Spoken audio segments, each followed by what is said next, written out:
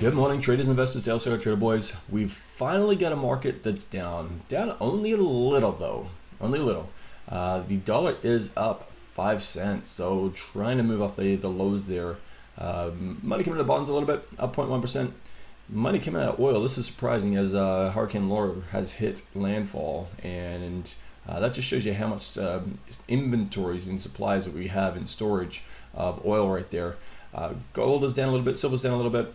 Guess what? Apple and Tesla, based on the news of the splits of a couple weeks ago, there are still up, even though all the other big tech stocks are down. And we can see here our coronavirus plays are getting some love this morning. So we're starting to see some sector rotation here, interestingly enough. My expectation was when the market was going to drop, everything was going to drop. But no, money's coming out of tech and coming into some coronavirus plays here. So they're experiencing a little bit of love. Look at the Dow 30. On the Dow 30, guess what? Apple's up, Home Depot's up, and Boeing and Honeywell. Okay, not much else happening there. No major movements, no major news to really speak of. Salesforce is taking a little bit of a breather here, down 1.8% after a massive move on earnings. So not much to say there. If we come over and we take a look at the news here, 3 minutes coming up to 8:30 Eastern time. We have core prices coming out, GDP, second quarter GDP coming out, so this is going to be interesting. Forecast of a decline of 32.5% right there. And the big one that the markets are kind of hanging on this morning is 9/10. 9/10, we got the chairman of the Federal Reserve, Powell, is coming out and speaking. So we're going to kind of listen to the language of that one. That's going to set the tone, and we may see some big movements in the US dollar, which is going to shake the market a little bit. So we'll see what happens there. 10 o'clock pending home sales, and that is pretty much it for the day.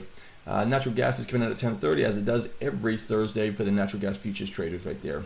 Right, going over to the charts on the S&P 500. S&P 500, we hit the new all-time high there yesterday. We did get above this trend line, but you can see we're coming right back below that this morning. We do have an inside day. Inside days chop about. They chop your account up if you're going to try and day trade this. So strategy for the day, sit on your hands for the day traders. Sit on your hands for the day traders. So on the 60-minute time frame, not much to report here. We got a little lower low here. We got lower highs coming in. Nothing too important. There is demand right in this region right here. So there's demand level right there. So that's going to be what we need to break before you look to short.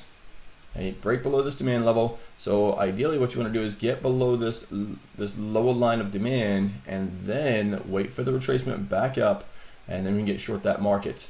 So on the Russell, now here's the interesting on the Russell. This is the daily time frame of the Russell, and look at the action of yesterday.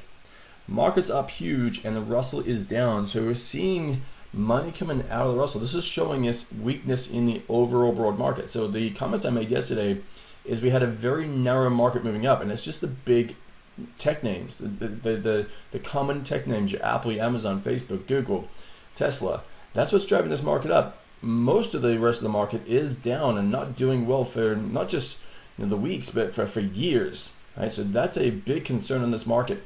Here's your Nasdaq. Here's the powerhouse. All the big tech names, up they go. Now they're coming down slightly today. So we again, inside day, be very careful of this. If you want to short something, the weaker market is the Russell and the Dow. That's where you're going to have greater probability. On the VIX, this is yesterday. So big day up in the market, but take a look at the VIX. This is going to give you the indication that institutions are accumulating in insurance, right? They're buying puts on the S&P 500. So this is a huge key right here. So this is an indication of what's happening this morning. Right? Institutions are getting ready for a retracement. Right? And that is it. That's all we're looking for is a couple days down in the markets. And that's what's going to drive this VIX up. So ideally the VIX has got to get above these highs right here. And then we can see a nice amount of movement right into this area right here, which is right around that 28 mark. So nice little move up in the VIX would be beautiful. Nice couple of days of retracement would be phenomenal. I'm not too sure we're going to get a couple days of it though. So coming in, we're going to take a look at the oil market. Oil market on the daily time frame.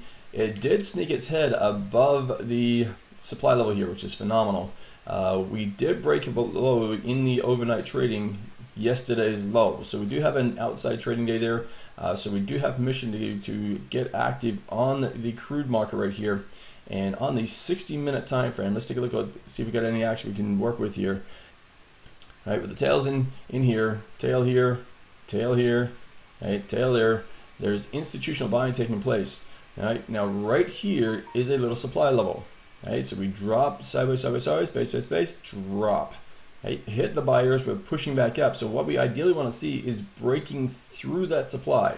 We can break through that supply, right, that then can progress us further north. If we hold that supply, right, then we're going to be looking to come down into this region right here at the 42.60 mark. So we'll see what takes place on oil right there. Oil has a greater probability of going up than what it does down. Here's where we're looking at gold. We look at gold. We explained this yesterday. That big tail there is buyers. We highlighted this box in yellow yesterday, and there's where the buyers were. Right now, we haven't got above this candle's high, and that candle's high is sitting right on a level of supply. And here's a level of supply. We had the drop, base, drop.